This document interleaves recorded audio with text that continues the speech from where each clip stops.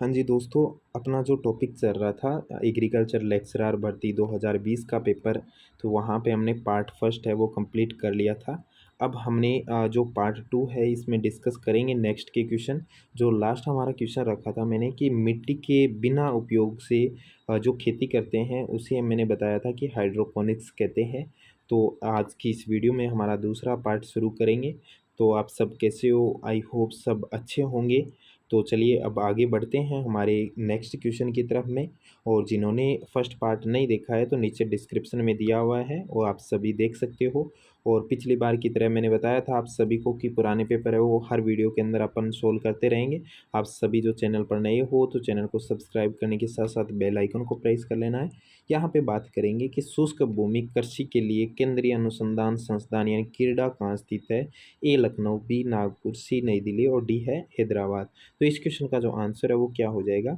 Hyderabad answer हो जाएगा। ठीक है दोस्तों, यहाँ पे बात करेंगे आगे 42 नंबर क्वेश्चन है कि पेड़ या झाड़ी की हेज पंक्तियों के साथ साथ खाद्य फसलों को उगाने की फसल प्रणाली को कहते हैं। तो यहाँ पे उद्यान पंथ फसल या मिश्रित फसल, अंत्य फसल या मिश्रित अंत्य फसल, यानी कि एले क्रॉपिंग यानी कि मिक्स्ड फार्मिंग हो गया। तो यहाँ पे इसका जो आंसर है वो क्या हो जाएगी? यानी कि पेड़ और झाड़ियों के बीच के अंदर जो अपन खाद्य फसल लेते हैं उन्हें एले क्रॉपिंग कहते हैं। क्या कहते हैं दोस्तों? एले क्रॉपिंग कहते हैं। मिश्रित फसल में क्या हो जाएगा? जैसे बात करेंगे मिश्रित फसल के अंदर दो या दो से अधिक फसलों के बीज एक साथ में बोना मिश्रित फसल या मिक्स्ड फार्मिंग कहते हैं। ठीक है। अब देखिए यहाँ पे मिक्स्ड फार्मिंग अलग होता है और मिक्स क्रॉपिंग, यहाँ पे ये क्रॉपिंग का है। तो यहाँ पे क्रॉपिंग में क्या हो जाएगा कि दो या दो से अधिक फसलों के बीजों को बोना मिक्स्ड क्रॉपिंग कहते हैं। अगर मिक्स्ड फार्मिंग पूछा जाए तो यानी कि फसल प्लस पशुओं का अध्ययन, यानी कि फसल प्लस पशुओं का भी अध्ययन करते हैं, यानी कि पशुओं को भी पालते हैं तो उन्हें कहते हैं यानी कि मिश्रित खेती कहते हैं। क्या कहते हैं? मिश्रित खेती कहते हैं। यहाँ पे बात करेंगे नेक्स्ट अपना 43 नंबर क्वेश्चन है कि भारत में सरसों का सर्वाधिक उत्पादन किस राज्य में होता है। ये क्वेश्चन है वो बहुत ही इंपॉर्टेंट क्वेश्चन है गाइज। यहाँ पे ये जेट एग्जाम में भी काफ़ी बार क्वेश्चन आया हुआ है। जो अपना बेसिक जो क्वेश्चन किए थे हमने, जैसे आप सभी की जो ऑफलाइन क्लासेस लगती है उसमें मैंने बताया था कि ये क्वेश्चन, जैसे अपना टेस्ट सीरीज हुआ था उसमें भी मैंने करवाया था ये क्वेश्चन। और अपना जो जैसे ही अपना जो पेड कोर्स होगा उस पेड कोर्स में भी मैं आपको बता दूंगा जिस टाइम अपन करेंगे। तो यहाँ पे ए गुजरात, बी उत्तर प्रदेश, सी पंजाब और डी है राजस्थान। तो इस क्वेश्चन का जो आंसर है वो क्या हो जाएगा? डी राजस्थान, यानी कि राजस्थान के अंदर सर्वाधिक इसकी मात्रा यानी कि सरसों की होती है। ठीक है। बात करेंगे यहाँ पे नेक्स्ट में सरसों अनुसंधान संस्थान सेवर भरतपुर में। कहाँ पे सरसों अनुसंधान? सेवर भरतपुर के अंदर है। तो यहाँ पे इसके जो डाटा है वो चेंज होते रहते हैं कि सर्वाधिक उत्पादन है वो कहाँ पे होता है, कैसे होता है। अब बात करें नेक्स्ट, चावल में बंगाल फेमिन का कारक क्या है? बंगाल फेमिन का कारक क्या है? ब्लास्ट, BLB, हेलमेंथोस्पोरियम पत्ती धब्बा या यानी कि शीत ब्लाइट। देखिए यहाँ पे जो बंगाल का फेमिन यानी कि जो डिजीज़ हुई थी उसका हेलमेंथोस्पोरियम डिजीज़ का नाम है, जो कि लिप यानी कि इसमें पत्ती धब्बा रोग है, यानी कि लिप स्पॉट डिजीज़ हुई थी। इस लिप स्पॉट डिजीज़ का जो पैथोजन का नाम है वो हेलमेंथोस्पोरियम रहेगा। ठीक है। आगे बात करेंगे 45 नंबर क्वेश्चन है कि जल संचय यानी कि वाटर हार्वेस्टिंग की परिभाषित किया जा सकता है। वाटर हार्वेस्टिंग को परिभाषित किस रूप में किया जा सकता है? ए यानी कि फसल की कटाई के समय पानी देना, बी भूमि की गहराई से उपकरणों द्वारा पानी पंप करके संचयन करना, सी है फसलों में दी गई पानी की मात्रा और डी है फार्म पॉन्ड में बरसात के बहाव का पानी एकत्रित कर यानी कि एकत्रित कर बाद में कृषि उपयोग करना। देखिए वाटर हार्वेस्टिंग का मतलब क्या है? तो वाटर हार्वेस्टिंग का मतलब ये है कि फार्म पॉन्ड में बरसात के बहाव को एकत्रित कर बाद में कृषि का उपयोग करना, यानी कि कृषि का उपयोग करना, ये कहेगा वाटर संचयन या वाटर हार्वेस्टिंग कहलाता है। ठीक है दोस्तों, अब यहाँ पे आगे बढ़ने से पहले आप सभी को मैं बता दूं कि पिछली वीडियो में मैंने आपको बताया था कि कई बार क्वेश्चन का आंसर है वो गलत हो जाए तो आप सभी है वो ऑप्शन इसका जो आंसर है आप कमेंट करके बता सकते हो। क्योंकि गाइज यहाँ पे देखिए गलती हो सकती है, टीचर से भी हो जाए, और कई बार क्या होती है आप सभी जब भी वीडियो देखो मैं आपको यही कहूँगा कि मेरी अगर वीडियो देखो तो आप एक बार कमेंट सेक्शन में जाकर ज़रूर देखना। क्योंकि अगर कोई क्वेश्चन गलत होता है तो उसका आपको क्लियर हो जाएगा कि इसका आंसर ये होगा, ताकि आप अपने एग्ज़ाम के अंदर है उसको आप कर सको। क्योंकि देखिए वीडियो के अंदर कई बार गलती से पढ़ा दिया जाए तो उसके अंदर पता नहीं चलता, लेकिन बाद में पता चलता है, तो वीडियो में उसका एडिट नहीं कर सकते, इसलिए आपको ये मैं पहले राय दे रहा हूँ, ठीक है। जहाँ तक होती है कि मैं गलतियाँ नहीं करूँगा, बट हो भी जाती है, लेकिन एक बार बात करते हैं, जैसे कई बार भगवान से जब हो गई गलती तो हम भी कर सकते हैं, तो यहाँ पे हम तो इंसान हैं। तो अब बात करेंगे नेक्स्ट में कि सामान्यतः परिस्थितियों में धान की फसल में दो या दो से यानी कि 2 या 3 पौधे लगाने से, दोस्तों यहाँ पे दोबारा से क्वेश्चन सुनिए कि सामान्यतः परिस्थितियों में धान की फसल में 2 या 3 पौधों लगाने पर पंक्ति से पंक्ति यानी कि P into P and L into L यानी कि प्लांट इंटू प्लांट और लेंथ इंटू लेंथ, यानी कि बात करेंगे P2 इंटू एल यानी कि पंक्ति टू पंक्ति और प्लांट इंटू प्लांट की डिस्टेंस या दूरी कितनी होती है। तो यहाँ पे धान की फसल में दो या तीन पौधों के लगाने के लिए दूरी पूछी गई है, 10 into 5 centimetre, 10 into 10 centimetre, 20 into 10 centimetre या 20 इंटू 20 सेंटीमीटर। तो यहाँ पे जो प्रत्येक पौधे के बीच की दूरी है वो कितनी होती है, 20 इंटू 20 रखी जाती है। तो इस क्वेश्चन का जो आंसर है वो क्या हो जाएगा, डी आंसर हो जाएगा। नेक्स्ट में यहाँ पे हमारा लिखा गया है कि गंगा सेकंड संकर नस्ल राजस्थान की किस फसल से संबंधित है, धान, मक्का, गेहूं और चना। देखिए ये क्वेश्चन है वो आपको मैं बता दूं कि जेट 2016 में ये एग्ज़ाम के अंदर आया हुआ है ये क्वेश्चन, और ये गंगा फर्स्ट वैरायटी भी पूछी गई थी, तो यहाँ पे उसमें गंगा फर्स्ट पूछी है, इसमें गंगा सेकंड पूछा है, तो ये जो इसकी जो आंसर है वो हो जाएगा मक्का हो जाएगा, ठीक है। नेक्स्ट में बात करेंगे कि मक्का में नाइट्रोजन की मात्रा प्रति हेक्टेयर आवश्यकता होती है, तो प्रति हेक्टेयर आवश्यकता होती है, तो इस क्वेश्चन का आंसर क्या होगा, ए 50 से 60 केजी, बी है 80 से 100 केजी, सी है 60 से 70 केजी, डी है 30 से 40 केजी। तो इस क्वेश्चन का जो आंसर है वो क्या हो जाएगा, 80 से 100 केजी ज़रूरत होगी। कितनी दोस्तों, 80 से 100 केजी ज़रूरत होगी। तो यहाँ पे प्रति हेक्टेयर की दर से इतनी नाइट्रोजन या नाइट्रोजन डालनी पड़ेगी। आगे है नेशनल एग्रीकल्चर रिसर्च प्रोजेक्ट कार्यक्रम के अंतर्गत एग्रो क्लाइमेटिक जोन को फिर से इकट्ठा किया गया था, तो कितना किया गया था, यानी कि एग्रीकल्चर नेशनल रिसर्च प्रोजेक्ट के कार्यक्रम के अनुसार जो एग्रो क्लाइमेटिक जोन यानी कि एग्रो क्लाइमेटिक जोन है उनके बारे में पूछा। ये क्वेश्चन आपको घुमा फिरा के दिया है। बात करेंगे अपन राजस्थान की, तो राजस्थान में कितने होते हैं, 10। अगर भारत की बात करेंगे तो भारत में कितने हो गए, 15 हो जाएंगे। तो यहाँ पे इस क्वेश्चन का जो आंसर है वो डी हो जाएगा। अब बात करेंगे नेक्स्ट में कि नेशनल एग्रोमेट एडवाइजरी सर्विस केंद्र कहाँ स्थित है, तो नेशनल एग्रोमेट एडवाइजरी सर्विस जो सेंटर है वो कहाँ स्थित है, नई दिल्ली, पुणे, कोयम्बटूर और जोधपुर। तो यहाँ पे जो national Agromet advisory service centre है वो पुणे के अंदर है। कहाँ पे दोस्तों, पुणे के अंदर है। तो यहाँ पे इस क्वेश्चन का आंसर है वो बी आंसर हो जाएगा। नेक्स्ट में बात करेंगे 51 नंबर कि किसको जुताई का जनक कहा जाता है, यानी कि किसको कहा जाता है, मार्क वेन को, जेंथ्रो टूल को, काउंसलिंग को, और यहाँ पे यानी कि एलो सक्सेन को। यहाँ पे जुताई यानी कि टिलेज के फादर कौन है, तो जेंथ्रो टूल हो जाएगा।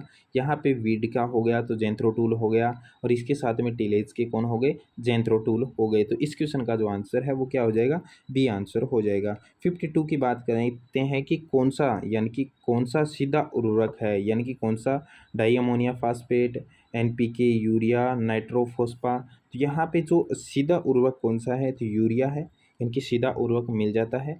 अब बात करेंगे यहाँ पे कि चावल के खेत में किसान हरी खाद के रूप में किसको काम में लिया जाता है, कंपोजिटी, लेग्यूमिनेसी, सोलेनेसी या पोएसी। देखिए यहाँ पे हरी खाद के रूप में आप सभी को पता है कि नाइट्रोजन करने के लिए यानी कि नाइट्रोजन स्थिरीकरण करने के लिए सबसे ज़्यादा लेग्यूम फसल को लिया जाता है। कौन सी फसल को लिया जाता है, लेग्यूम फसल को लिया जाता है। बात करेंगे अपन सबसे ज़्यादा कौन सी फसल ली जाती है, तो सबसे ज़्यादा सन्नई है, क्रोटोलेरिया जोन्सिया, सन्नई की फसल ली जाती है। उसके बाद में ढेंचा की ली जाती है, तो ढेंचा है सस्पेनिया रेस्ट्रिटा।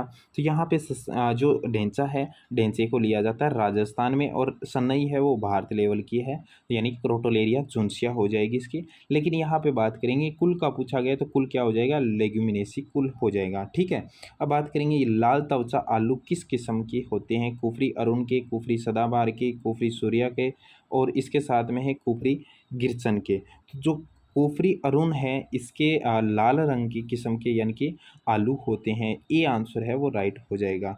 फिर आगे लिखा है के भे ऊ एस अविका नगर यानी कि केंद्रीय भेड़ एवं ऊन अनुसंधान संस्थान अविका नगर टोंक में स्थापना कब हुई थी? दोबारा से सुनिए, केंद्रीय भेड़ एवं ऊन अनुसंधान संस्थान अभिकानगर टोंक में स्थापना कब हुई? ए 1960, बी है 1962, सी है 1958, डी है 1975। तो इस क्वेश्चन का जो आंसर है वो क्या हो जाएगा? 1962, यानी कि केंद्रीय भेड़ एवं ऊन अनुसंधान संस्थान है वो 1962 में स्थापना हुई। तो आप सभी जो दोस्त हैं, एक बार मैं आपको ये बोलना चाहूँगा कि जो मैं आपको बोल रहा हूँ आपको उसको अच्छे से देखना है, क्योंकि कुछ चीज़ें हैं वो हम इसमें लिख नहीं पा रहे हैं, लेकिन आपको क्वेश्चन में जो मैं बताना चाहता हूँ वो आप समझ लेना है। लेकिन जब भी क्लास लेते हो आप ध्यान से सुनना है। जैसे एक फेमस शायरी है ना कि मेहनत इतनी यानी खामोशी से करो कि सफलता शोर मचाए। तो यहाँ पे एक इसके साथ में एक और शायरी है, कहते हैं ना कि किसी का तो वक्त आता है लेकिन हमारा दौर आएगा। क्या आता है? किसी का तो वक्त आता है लेकिन हमारा दौर आएगा। तो इसीलिए आप अपनी साइलेंटली तैयारी कीजिए, जल्द ही आपका भी सिलेक्शन होगा।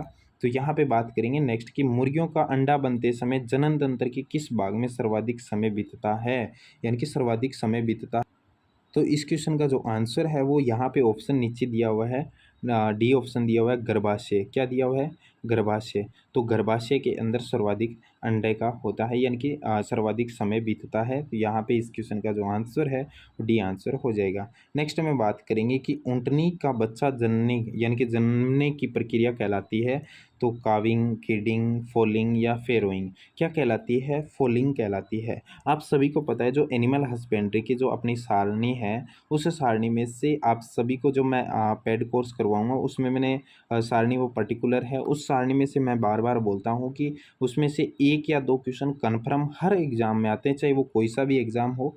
उस एग्ज़ाम में लगभग ये तो मानो कि 1 तो कन्फर्म ही कन्फर्म आता है, चाहे वो 3 नंबर का हो या 4 नंबर का हो या 2 नंबर का हो, चाहे कोई से एग्ज़ाम हो उन सभी के अंदर। जैसे आपने मान लो एग्रीकल्चर लेक्चरर भर्ती का हो जाए या फिर जेट का हो जाए या सुपरवाइज़र का हो जाए, सभी एग्ज़ाम्स की दृष्टि से इम्पोर्टेंट रहने वाला है। ठीक है? अब बात करेंगे यहाँ पे क्वेश्चन नेक्स्ट कि मर्दुल रोमिल यानी कि मिल्ड्यू यानी कि मर्दुल रोमिल मिल्ड्यू बीमारी कौन से कवकनाशी को नियंत्रित करती है? केराथिन, रिडोमिल, एमजेड और थायरम और स्ट्रेप्टोसाइक्लिन। तो यानी कि जो मर्दू रोमिल मिल्ड्यू बीमारी है, यानी कि जो डिजीज़ है वो है रिडोमिल एमजेड से की जाती है। ठीक है दोस्तों, यहाँ पे कंट्रोल करने के लिए पूछा गया है। नेक्स्ट में बात करेंगे, आप सभी को आगे बढ़ने से पहले बता दूं दोस्तों कि हमारा जो ऑफिशियल चैनल है वो एग्री बाय मनोज सर के नाम से है, जिसका लोगो यहाँ पे आपको शो हो रहा है। तो अपना जो यूट्यूब चैनल है इसी नाम से ही है। अदर चैनलों पे अगर आपको वीडियो मिले तो आप टेंशन फ्री रहिए, क्योंकि मैं अदर चैनलों पे भी अपनी वीडियो पोस्ट करते हैं, तो इनको मैंने अलाउ कर रखा है। तो कोई भी चैनल वाला इसके लिए अलाउ है, लेकिन पहले मेरे से पूछ के फिर अपलोड करते हैं, तो मैं मना नहीं करता। लेकिन यहाँ पे बात करेंगे फ़िलहाल कि जो आप सभी जो दोस्त हैं वो कंफ्यूज मत हो ना कि बार बार ये वीडियो हमें अलग अलग जगह देखने को मिल रही है। अब बात करेंगे 59 की सफल मशरूम की खेती के लिए सबसे महत्वपूर्ण अवस्था कौन सी है?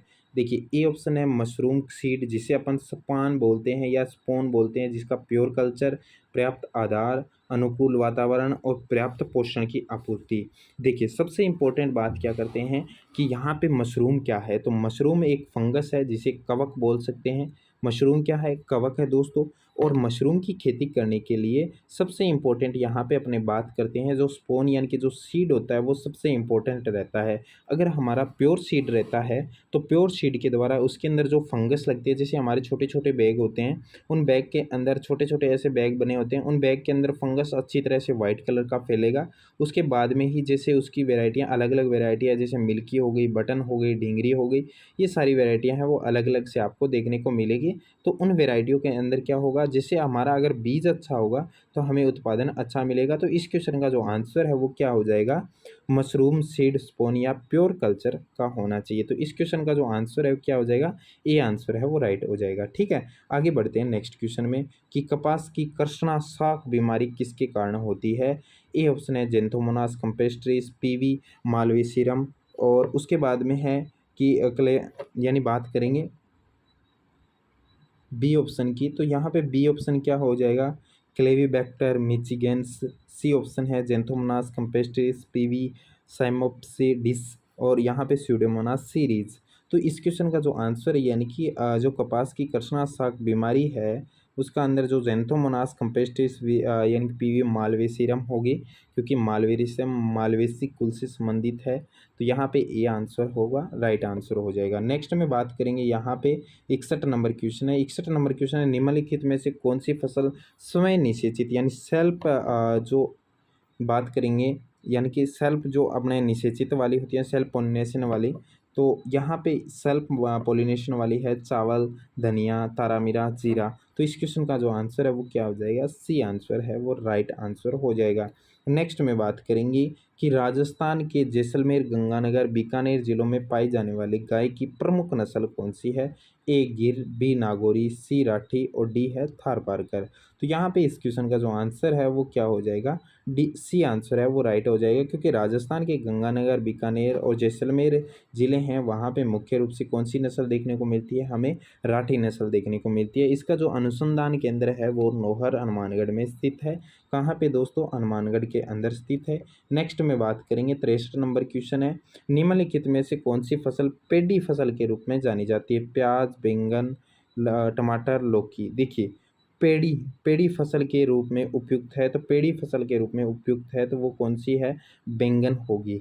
तो पेडी अगर पेडी के रूप में जानी जाए तो पेडी धान हो जाती है, लेकिन यहाँ पे पेडी फसल के लिए उपयुक्त अगर सब्जी पूछे तो कौन सी हो जाएगी, बैंगन हो जाएगी। क्या हो जाएगा, बी आंसर बैंगन हो जाएगी। तो दोस्तों यहाँ पे आज की इस वीडियो में अपन इतने क्वेश्चन करेंगे, क्योंकि किस रीज़न की वजह से आज की जो क्लास है बस इतनी सी है।